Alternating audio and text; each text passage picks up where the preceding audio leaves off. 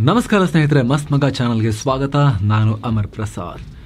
ಹವಾಮಾನ ಇಲಾಖೆ ಮಳೆ ಬಿಸಿಲನ್ನ ಲೆಕ್ಕ ಹಾಕೋದು ಹೇಗೆ, ಮುಂದೆ ಬರೋ ಭವಿಷ್ಯವನ್ನ ಅವರು ಈಗಲೇ ಊಹೆ ಮಾಡೋದು ಹೇಗೆ, ಮಳೆ ಬರುತ್ತೆ, ಬಿಸಿಲಿರುತ್ತೆ, ಒಣ ಹವೆ, ಇದೆಲ್ಲ ಹೇಗೆ.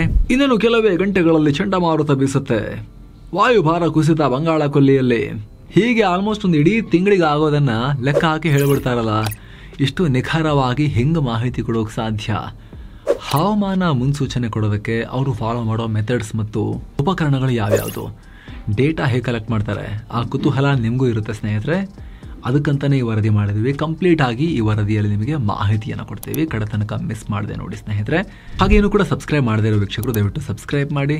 ಜೊತೆಗೆ ಮಸ್ತ್ ಮಗ ಪ್ರೀಮಿಯಂ ಮೆಂಬರ್ಶಿಪ್ನಲ್ಲಿ ಸಪರೇಟ್ ಆಗಿ ಎಕ್ಸ್ಕ್ಲೂಸಿವ್ ನಿಮ್ಮ ಜೀವನಕ್ಕೆ ವ್ಯಾಲ್ಯೂ ಆ್ಯಡ್ ಮಾಡಬಹುದಾದ ವಿಡಿಯೋಸ್, ವರದಿಗಳು ಪಬ್ಲಿಷ್ ಆಗ್ತಾ ಇದ್ದಾವೆ. ಆಗಾಗ ಲೈವ್ ಇಂಟರಾಕ್ಷನ್ಸ್ ಕೂಡ ಅಲ್ಲಿರುತ್ತೆ. ಆಸಕ್ತರು ಪ್ರೀಮಿಯಂ ಮೆಂಬರ್ಶಿಪ್ಗೆ ಆಕ್ಸೆಸ್ ಪಡೆಯೋಕೆ ವಿಡಿಯೋ ಕೆಳಗಿರೋ ಜಾಯಿನ್ ಬಟನ್ ಮೂಲಕ ಜಾಯಿನ್ ಕೂಡ ಆಗಬಹುದು. ಬನ್ನಿ ಆರಂಭ ಮಾಡೋಣ ಸ್ನೇಹಿತರೆ. ಹವಾಮಾನ ತಿಳಿಯೋಕೆ ಹಲವು ಹಂತ, ನೆಲದಿಂದ ಆಕಾಶದ ತನಕ ಡೇಟಾದ ಆಟ. ಹವಾಮಾನ ವರದಿ ಅನ್ನೋದು ಅದ್ಭುತವಾದ ಮತ್ತು ಅಷ್ಟೇ ಸರಳವಾದ ಸೈನ್ಸ್. ಸಿಸ್ಟಮ್ಯಾಟಿಕ್ ಮೆಥಡ್ಸ್ ಅನ್ನ ಫಾಲೋ ಮಾಡಿ ಹವಾಮಾನ ಹೇಗಿರುತ್ತೆ ಅಂತ ಪ್ರಿಡಿಕ್ಟ್ ಮಾಡ್ತಾರೆ. ಹಾಗೆ ನೋಡಿದ್ರೆ ಮನುಷ್ಯನಿಗೆ ಇದು ಹೊಸ ಕಾನ್ಸೆಪ್ಟ್ ಅಲ್ಲ. ಮುಂಚೆ ಮೋಡಗಳ ಶೇಪ್, ಗಾಳಿಯ ಡೈರೆಕ್ಷನ್, ಪ್ರಾಣಿಗಳ ಬಿಹೇವಿಯರ್, ಆಕಾಶದ ಬಣ್ಣ ಇದನ್ನೆಲ್ಲ ನೋಡಿ ಹವಾಮಾನದ ಅಂದಾಜು ಮಾಡಲಾಗ್ತಿತ್ತು. ಆದರೆ 17ನೇ ಶತಮಾನದ ಹೊತ್ತಿಗೆ ಥರ್ಮೋಮೀಟರ್ ಮತ್ತು ಬ್ಯಾರೋಮೀಟರ್ನಂಥ ಉಪಕರಣಗಳನ್ನು ಕಂಡುಹಿಡಿದ ಮೇಲೆ ದೊಡ್ಡ ಸುಧಾರಣೆಯಾಗಿದೆ. ಒಂದು ಶಾಸ್ತ್ರದ ರೀತಿಯಲ್ಲೇ ಇದನ್ನ ಅಧ್ಯಯನ ಮಾಡಲಾಗ್ತಿದೆ. ಹವಾಮಾನ ಮುನ್ಸೂಚನೆಯನ್ನ ಮೆಟಿಯೋರಾಲಜಿ ಅಥವಾ ಹವಾಮಾನ ಶಾಸ್ತ್ರ ಅಂತ ಕೂಡ ಕರೀತಾರೆ. ಈ ಮುನ್ಸೂಚನೆ ಕೊಡಕ್ಕೆ ಡೇಟಾನೇ ಮೂಲ ಆಧಾರ. ದೊಡ್ಡ ಪ್ರಮಾಣದಲ್ಲಿ ಡೇಟಾ ಸಿಕ್ಕಷ್ಟು ಮತ್ತು ಆ ಡೇಟಾ ಕರೆಕ್ಟ್ ಆಗಿದ್ದಷ್ಟು ಹವಾಮಾನದ ಮುನ್ಸೂಚನೆ ಕೂಡ ಕರೆಕ್ಟ್ ಆಗ್ತಾ ಬರುತ್ತೆ. ಇದಕ್ಕೋಸ್ಕರನೇ ವಿವಿಧ ಹಂತಗಳಲ್ಲಿ ಹಲವು ಮಾರ್ಗದಲ್ಲಿ ಸಾಕಷ್ಟು ಪ್ರಮಾಣದ ಡೇಟಾ ಅಂತ ಡೇಟಾ ಸಂಗ್ರಹ ಮಾಡ್ತಾ ಇರ್ತಾರೆ. ಮೊದಲನೇ ಹಂತ ಏನ್ ಗೊತ್ತಾ?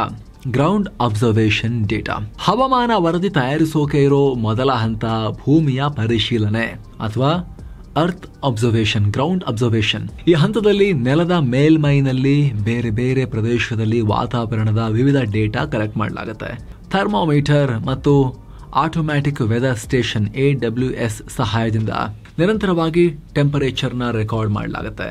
ಬ್ಯಾರೋಮೀಟರ್ನಿಂದ ಗಾಳಿಯ ಒತ್ತಡವನ್ನ ರೆಕಾರ್ಡ್ ಮಾಡಲಾಗುತ್ತೆ. ಹಾಗೆ ಹೈಗ್ರೋಮೀಟರ್ ಅಥವಾ ಸೈಕ್ರೋಮೀಟರ್ನಿಂದ ಗಾಳಿಯಲ್ಲಿನ ತೇವಾಂಶವನ್ನ ಮೆಷರ್ ಮಾಡಲಾಗುತ್ತೆ. ಇದರ ಜೊತೆಗೆ ಅನಿಮೋಮೀಟರ್ ಮತ್ತು ವಿಂಡ್ ವೇನ್ ಬಳಸಿ ಗಾಳಿಯ ವೇಗ ಮತ್ತು ದಿಕ್ಕನ್ನ ಪತ್ತೆ ಹಚ್ಚಲಾಗುತ್ತೆ. ಆಟೋಮ್ಯಾಟಿಕ್ ರೇನ್ ಗೇಜ್ ARG ಇದನ್ನು ಬಳಸಿ ನಿರ್ದಿಷ್ಟ ಸಮಯದಲ್ಲಿ ಒಟ್ಟು ಮಳೆ ಪ್ರಮಾಣ ಎಷ್ಟಾಯಿತು ಅದನ್ನ ಕೂಡ ಪತ್ತೆ ಹಚ್ಚಲಾಗುತ್ತೆ. ಇದರಿಂದಲೇ ನಿಮಗೆ ಗೊತ್ತಾಗೋದು ಅಲ್ಲಿ ಇಷ್ಟು ಮಿಲಿಮೀಟರ್ ಮಳೆ ಆಯ್ತಂತೆ, ಎಷ್ಟು ಮಿಲಿಮೀಟರ್ ಮಳೆ ಇಲ್ಲ ಆಯ್ತಂತೆ ಅಂತೆಲ್ಲ ಹೇಳಿ. ಇದಕ್ಕಾಗಿನೇ ಭಾರತೀಯ ಹವಾಮಾನ ಇಲಾಖೆ ದೇಶಾದ್ಯಂತ ಸುಮಾರು 1008 AWS ಮತ್ತು 1382 ARGಗಳನ್ನ ಮೇಂಟೈನ್ ಮಾಡ್ತಿದೆ. ರಾಜ್ಯ ಸರ್ಕಾರಗಳು ಸಪರೇಟ್ ಆಗಿ 6500 ರೇನ್ ಗೇಜ್ಗಳನ್ನ ನಿರ್ವಹಣೆ ಮಾಡ್ತಿವೆ. ಇದರಿಂದ ಒಂದು ಪ್ರದೇಶದ ಸಂಪೂರ್ಣ ಸಿಚುವೇಶನ್ ಹವಾಮಾನ ಅಧಿಕಾರಿಗಳ ಕೈಗೆ ಸಿಗುತ್ತೆ. ಎರಡನೇ ಹಂತ ಅಟ್ಮಾಸ್ಫಿಯರಿಕ್ ಡೇಟಾ. ಇನ್ನು ಭೂಮಿಯ ನಂತರ ಗಾಳಿಯಲ್ಲಿ ಡೇಟಾ ಕಲೆಕ್ಟ್ ಮಾಡಲಾಗುತ್ತೆ. ರೇಡಿಯೋ ಸೌಂಡ್ ಅಂದ್ರೆ ಗಾಳಿಯನ್ನ ಅನ್ವೇಷಣೆ ಮಾಡೋದು ಮತ್ತು ವೆದರ್ ಬಲೂನ್ ನಲ್ಲಿ ಸೆನ್ಸಾರ್ ಇಟ್ಟು ವಾತಾವರಣಕ್ಕೆ ಹಾರಿಬಿಡೋದು. ಇದರ ಸಹಾಯದಿಂದ ಗಾಳಿಯ ಟೆಂಪರೇಚರ್, ಹ್ಯೂಮಿಡಿಟಿ ಅಂದ್ರೆ ಗಾಳಿಯಲ್ಲಿ ಎಷ್ಟು ನೀರಿನ ಅಂಶ ಆವಿ ಇದೆ, ಹಾಗೆ ಗಾಳಿಯ ಪ್ರೆಷರ್ ಇದೆಲ್ಲವನ್ನ ಅಳತೆ ಮಾಡಲಾಗುತ್ತೆ. ಈ ಮೂಲಕ ಗಾಳಿಯ ಪರಿಸ್ಥಿತಿ ಹೇಗಿದೆ, ಸ್ಟೇಟ್ ಹೇಗಿದೆ ಇವಾಗ ಅದನ್ನ ಅರ್ಥ ಮಾಡ್ಕೊಳ್ತಾರೆ. ಮೂರನೇ ಹಂತ ವೆದರ್ ರೆಡಾರ್ ಡೇಟಾ. ಈ ಹಂತದಲ್ಲಿ ಡಾಪ್ಲರ್ ವೆದರ್ ರೆಡಾರ್ DWR ಅನ್ನೋ ರೆಡಾರ್ ಯೂಸ್ ಮಾಡಲಾಗುತ್ತೆ. ಎಲ್ಲ ಸೆನ್ಸಾರ್ ಮತ್ತು ಉಪಕರಣಗಳು ಬೇರೆ ಬೇರೆ, ಅವುಗಳಿಂದ ಬರೋ ಡೇಟಾ ಅದರಿಂದನೇ ಮಾಡೋದಿಲ್ಲ. ಸೊ ಈ ರೆಡಾರ್ ಯೂಸ್ ಮಾಡಿ ಮಳೆಯ ತೀವ್ರತೆ ಹೇಗಿದೆ, ಬಿರುಗಾಳಿಯ ಮೂಮೆಂಟ್ ಇದೆಯಾ, ಚಂಡಮಾರುತದ ದಿಕ್ಕು ಯಾವ ಕಡೆಗಿದೆ, ಆಲಿಕಲ್ಲು ಏನಾದರೂ ಫಾರ್ಮ್ ಆಗಿ ಆಲಿಕಲ್ಲು ಸಹಿತ ಮಳೆ ಆಗುತ್ತಾ, ಆ ಎಲ್ಲ ಡೇಟಾ ಕಲೆಕ್ಟ್ ಮಾಡಲಾಗುತ್ತೆ. ಇದೇ ಹೊತ್ತಲ್ಲಿ ರೇಡಿಯೋ ತರಂಗಗಳನ್ನ ಕಳಿಸಲಾಗುತ್ತೆ. ಆ ರೇಡಿಯೋ ವೇವ್ಸ್ ಆಕಾಶಕ್ಕೆ ಹೋಗಿ ಮೋಡಕ್ಕೆ ಅಥವಾ ಮಳೆ ಹನಿಗೆ ಬಡಿದು ಬಂದ ರಿಫ್ಲೆಕ್ಷನ್ ಕ್ಯಾಚ್ ಮಾಡಿ ಹೇಗೇನ್ ಅಲ್ಲೂ ಕೂಡ ಡೇಟಾ ಕಲೆಕ್ಟ್ ಮಾಡಿ ಎಲ್ಲ ಮ್ಯಾಪಿಂಗ್ ಮಾಡ್ಕೊತಾರೆ.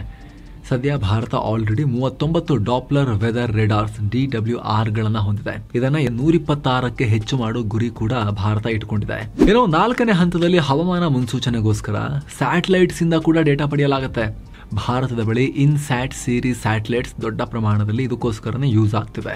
ಭಾರತ ಸಾಕಷ್ಟು ಸ್ಯಾಟಲೈಟ್ ಗಳನ್ನ ವೆದರ್ ಫೋರ್ಕಾಸ್ಟಿಂಗ್ ಹವಾಮಾನ ಮುನ್ಸೂಚನೆಗೋಸ್ಕರನೇ ಆಕಾಶಕ್ಕೆ ಕಳಿಸಿದೆ, ಬಾಹ್ಯಾಕಾಶಕ್ಕೆ. ಇತ್ತೀಚೆಗೆ ಇಸ್ರೋ, ನಾಸಾ ಎರಡೂ ಸೇರ್ಕೊಂಡು ನಿಸಾರ್ ಅನ್ನೋ ಸ್ಯಾಟಲೈಟ್ ಅನ್ನ ಲಾಂಚ್ ಮಾಡಿದೆ. ನಿಮಗೆಲ್ಲ ಗೊತ್ತಿರಬಹುದು, ನಾವು ಕೂಡ ಈ ವಿಶೇಷ ವರದಿಯಲ್ಲಿ ಇದ್ರ ಬಗ್ಗೆ ಮಾಹಿತಿ ಕೊಟ್ಟಿದ್ವಿ ನಿಮಗೆ. ಹಾಗೆ 5ನೇದಾಗಿ ಸಮುದ್ರದಲ್ಲಿನ ಡೇಟಾ ಕೂಡ ಬೇಕು. ಹಡಗುಗಳಿಗೆ ಸೆನ್ಸಾರ್ಸ್ ಅನ್ನ ಹಾಕೋ ಮೂಲಕ ಮತ್ತು ಆರ್ಗೋ ಫ್ಲೋಟ್ಸ್ ರೋಬೋಟ್ ಸಹಾಯದಿಂದ ಸಮುದ್ರದ ಮೇಲೆ ಮತ್ತು ಸಮುದ್ರದ ಆಳದಲ್ಲಿನ ಬದಲಾವಣೆಯ ಡೇಟಾವನ್ನ ಕೂಡ ರೆಕಾರ್ಡ್ ಮಾಡಲಾಗುತ್ತೆ. ಇಷ್ಟಕ್ಕೆ ಮುಗ್ದಿಲ್ಲ, ಮುಂದಿನ ಹಂತ ಇದೆ, ಡೇಟಾದ ಪ್ರೊಸೆಸಿಂಗ್ ಮಾಡೋ ಹಂತ. ಬೇರೆ ಬೇರೆ ರೀತಿಯಲ್ಲಿ ಸಮುದ್ರದಲ್ಲಿ, ಭೂ ಮೇಲ್ಮೈನಲ್ಲಿ, ಗಾಳಿಯಲ್ಲಿ, ಆಕಾಶದಲ್ಲಿ, ಅಟ್ಮಾಸ್ಫಿಯರ್ನ ಮೇಲಿನ ಹಂತದಲ್ಲಿ, ಸಮುದ್ರದ ಆಳದಲ್ಲಿ ಎಲ್ಲಾ ಕಡೆಯಿಂದಲೂ ಕೂಡ ಡೇಟಾ ರೆಕಾರ್ಡ್ ಮಾಡಿದ ನಂತರ ಅದನ್ನ ಪ್ರೊಸೆಸ್ ಮಾಡಬೇಕಲ್ಲ. ಹವಾಮಾನ ಕೇಂದ್ರಗಳಲ್ಲಿ ಏನ್ ಮಾಡ್ತಾರೆ ಅಂದ್ರೆ, ಭಾರತದಲ್ಲಾದ್ರೆ ಭಾರತೀಯ ಹವಾಮಾನ ಇಲಾಖೆ ಕಳಿಸ್ಕೊಡ್ಲಾಗತ್ತೆ. ಇಲ್ಲಿಗೆ ಬಂದ ಡೇಟಾಗಳಲ್ಲಿ ಎರರ್ಸ್ ಇದೆಯಾ ಅನ್ನೋದನ್ನ ಕಂಪ್ಯೂಟರ್ ಸಹಾಯದಿಂದ ಚೆಕ್ ಮಾಡಲಾಗುತ್ತೆ. ಪ್ರಾಸೆಸ್ ಆದ ಡೇಟಾನ ಬೇರೆ ಬೇರೆ ರಾಷ್ಟ್ರಗಳ ಡೇಟಾಗಳೊಂದಿಗೆ ಸೇರಿಸಿ ಗ್ಲೋಬಲ್ ವೆದರ್ ಮ್ಯಾಪ್ ನ ಕೂಡ ಮಾಡಲಾಗುತ್ತೆ. ಇಲ್ಲಿ ಬೇರೆ ದೇಶಗಳದ್ದು ಯಾಕೆ ಬೇಕು ಸ್ನೇಹಿತರೆ? ದೇಶಗಳ ಗಡಿಯನ್ನ ನಾವು ಎಳ್ಕೊಂಡಿರೋದು, ಪ್ರಕೃತಿಗೆ ಯಾವುದೇ ಗಡಿ ಇಲ್ಲ, ನಾವು ಸುಮಾರು ಸಲ ಹೇಳಿದ್ದೇವೆ. ಸೊ ಯಾವುದೋ ದೇಶದ ಹತ್ತಿರ ಹುಟ್ಟಿದ ಚಂಡಮಾರುತ ಬಡ್ದು ಬಂದು ಇನ್ನೆಲ್ಲಿಗೋ ಗುದ್ದಬಹುದು. ಹೀಗಾಗಿ ಬೇರೆ ಬೇರೆ ರಾಷ್ಟ್ರಗಳ ಡೇಟಾನ ಕೂಡ ಇದರಲ್ಲಿ ಸೇರಿಸಿಕೊಳ್ಳಲಾಗುತ್ತೆ. ಅವಾಗಲೇ ಇಡೀ ಭೂಮಿಯ ಕಂಪ್ಲೀಟ್ ವೆದರ್ ಪಿಕ್ಚರ್ ಸಿಗೋದು. ಇದಾದ ನಂತರ ಅಂದ್ರೆ ಮೊದಲ ಹಂತದಲ್ಲಿ ಪ್ರಾಸೆಸ್ ಆದ ಡೇಟಾನ ಹೈಲಿ ಪವರ್ಫುಲ್ ಸೂಪರ್ ಕಂಪ್ಯೂಟರ್ಗಳಿಗೆ ಫೀಡ್ ಮಾಡಲಾಗುತ್ತೆ. ಈ ಡೇಟಾಗಳನ್ನ ಸೂಪರ್ ಕಂಪ್ಯೂಟರ್ಗಳಲ್ಲಿನ ವಿಶೇಷ ಮ್ಯಾಥಮೆಟಿಕಲ್ ಮಾಡೆಲ್ಗಳಲ್ಲಿ ರನ್ ಮಾಡಲಾಗುತ್ತೆ. ಇದನ್ನ numerical weather prediction NWP models ಅಂತ ಕರೀತಾರೆ. ಇಲ್ಲಿ ಫಿಸಿಕ್ಸ್ ಮತ್ತು ಗಣಿತದ ಈಕ್ವೇಶನ್ ಸಹಾಯದಿಂದ ಗಾಳಿ, ಮೋಡ ಮತ್ತು ನೀರಾವಿಗಳು ಹೇಗೆ ವರ್ತಿಸ್ತಾ ಇದಾವೆ ಅನ್ನೋದನ್ನ ಸಿಮ್ಯುಲೇಟ್ ಮಾಡಲಾಗುತ್ತೆ. ಈ ಸೂಪರ್ ಕಂಪ್ಯೂಟರ್ಗಳು ತಮಗೆ ಸಿಕ್ಕ ಡೇಟಾನ ಬಳಸ್ಕೊಂಡು ಕೆಲವೇ ನಿಮಿಷಗಳಲ್ಲಿ ವಾತಾವರಣ ಹೇಗೆ ಬದಲಾಗುತ್ತೆ ಅನ್ನೋದನ್ನ ಕ್ಯಾಲ್ಕುಲೇಟ್ ಮಾಡ್ತವೆ. ಉದಾಹರಣೆಗೆ ಈಗ ಬಂಗಾಳ ಕೊಲ್ಲಿಲಿ ಒತ್ತಡ ಕಡಿಮೆಯಾಗಿ ಅಂದ್ರೆ ಪ್ರೆಷರ್ ಡ್ರಾಪ್ ಆಗಿ ವಾಯುಭಾರ ಕುಸಿತ ಆಗಿ ಬಿಸಿಗಾಳಿ ಹೆಚ್ಚಾಯಿತು ಅಂತ ಇಟ್ಕೊಳ್ಳಿ. ಆಗ ಈ ಸೂಪರ್ ಕಂಪ್ಯೂಟರ್ಸ್ ತನಗೆ ಬಂದ ಪ್ರೆಷರ್ ಮತ್ತು ಟೆಂಪರೇಚರ್ ಮತ್ತು ಇತರ ಡೇಟಾ ಬಳಸಿ ಬಂಗಾಳ ಕೊಲ್ಲಿಯಲ್ಲಿ ಎಷ್ಟು ಗಂಟೆಗೆ ಚಂಡಮಾರುತ ಏಳುತ್ತೆ ಅನ್ನೋದನ್ನ ಕ್ಯಾಲ್ಕುಲೇಟ್ ಮಾಡ್ತಾರೆ. ಹಾಗಂತ ಸೂಪರ್ ಕಂಪ್ಯೂಟರೇ ಅಲ್ಟಿಮೇಟ್ ಅಂತಲ್ಲ, ಕಂಪ್ಯೂಟರ್ಸ್ ಕೂಡ ಕೆಲವೊಂದು ಬಾರಿ ತಪ್ಪು ಮಾಹಿತಿ ಕೊಡೋ ಚಾನ್ಸಸ್ ಇರುತ್ತೆ. ಹೀಗಾಗಿ ಹವಾಮಾನ ಶಾಸ್ತ್ರಜ್ಞರು ಔಟ್ಪುಟ್ನ ಡೀಟೇಲ್ ಆಗಿ ಸ್ಟಡಿ ಮಾಡಿ ಬೇರೆ ಮಾಡೆಲ್ಗಳ ಜೊತೆ ಕಂಪೇರ್ ಮಾಡ್ಕೊಳ್ತಾರೆ. ಎರರ್ ಇತ್ತು ಅಂತ ಹೇಳಿದ್ರೆ ಅದನ್ನ ಅಡ್ಜಸ್ಟ್ ಮಾಡಿ ಸರಿ ಮಾಡ್ತಾರೆ. ಇದೇ ಹಂತದಲ್ಲಿ ಯಾವ್ಯಾವ ಪ್ರದೇಶಕ್ಕೆ ಯಾವ್ಯಾವ ಮುನ್ಸೂಚನೆಗಳನ್ನ ಕೊಡಬೇಕು, ಅಲರ್ಟ್ ಯಾವ ತರ ಕೊಡಬೇಕು ಎಲ್ಲ ಡಿಸೈಡ್ ಮಾಡ್ತಾರೆ.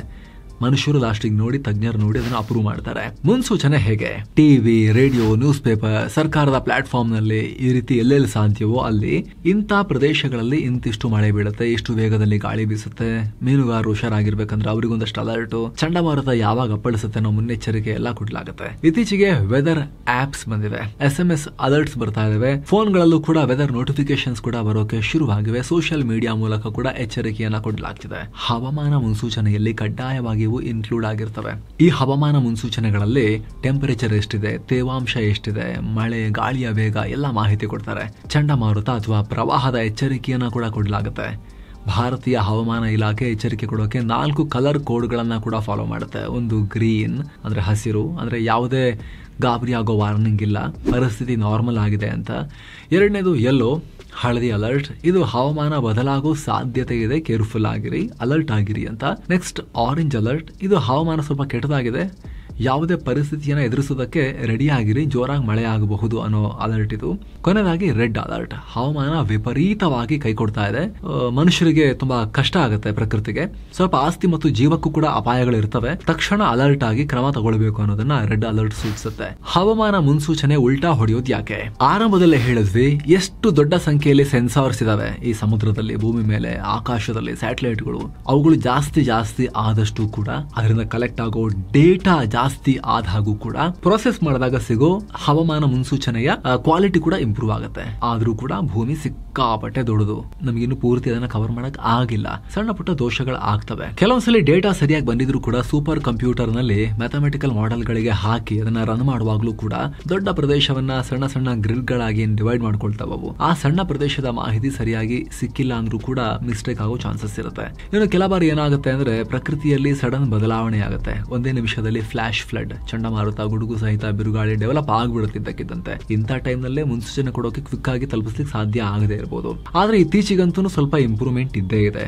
ಉಪಕರಣಗಳಲ್ಲಿ, ಡೇಟಾದಲ್ಲಿ ಸುಧಾರಣೆ ಆಗಿದೆ. ಪರವಾಗಿಲ್ಲ, ಮುಂಚಿಗೆ ಕಂಪೇರ್ ಮಾಡಿದ್ರೆ ಹವಾಮಾನ ಮುನ್ಸೂಚನೆ ಈಗ ಸ್ವಲ್ಪ ಆಕ್ಯುರೇಟ್ ಆಗಿ ಬರ್ತಾ ಇದೆ.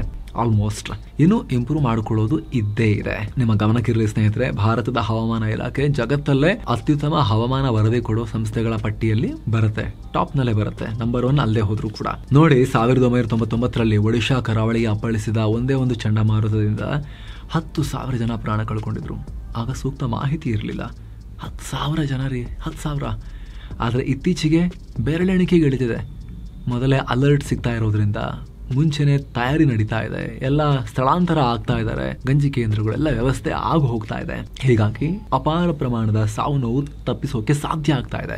ಸೊ ಫ್ರೆಂಡ್ಸ್, ಇದಾಗಿತ್ತು ಹವಾಮಾನ ಕ್ಯಾಲ್ಕುಲೇಷನ್ ಹೇಗೆ ಅನ್ನೋದ್ರ ಬಗ್ಗೆ ನಿಮಗೊಂದಷ್ಟು ಮಾಹಿತಿಯನ್ನು ತಲುಪಿಸುವಂತ ಪ್ರಯತ್ನ. Thank you so much. ಇಷ್ಟ ಆಗಿದ್ರೆ ಲೈಕ್ ಮಾಡಿ, ಶೇರ್ ಮಾಡಿ, ಸಬ್ಸ್ಕ್ರೈಬ್ ಮಾಡಿ. ಹಾಗೆ ಆಗ್ಲೇ ಹೇಳಿದ್ವಲ್ಲ, ಮಸ್ಮಗ ಪ್ರೀಮಿಯಂ ಮೆಂಬರ್ಶಿಪ್, ಅಲ್ಲಿ ಉತ್ತಮ ಗುಣಮಟ್ಟದ ಸಪರೇಟ್ ಎಕ್ಸ್ಕ್ಲೂಸಿವ್ ವಿಡಿಯೋಸ್ ಕೂಡ ಬರ್ತಾ ಇದಾವೆ ಮೆಂಬರ್ಸ್ಗೆ. ಲೈವ್ ಇಂಟರಾಕ್ಷನ್ಸ್ ಕೂಡ ಆಗಾಗ ಇರುತ್ತೆ.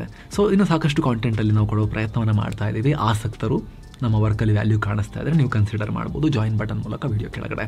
ಥ್ಯಾಂಕ್ ಯು ಸೋ ಮಚ್ ಸ್ನೇಹಿತರೆ. ಮತ್ತೆ ಭೇಟಿ ಆಗ್ತಿರೋಣ. ನಮಸ್ತೆ.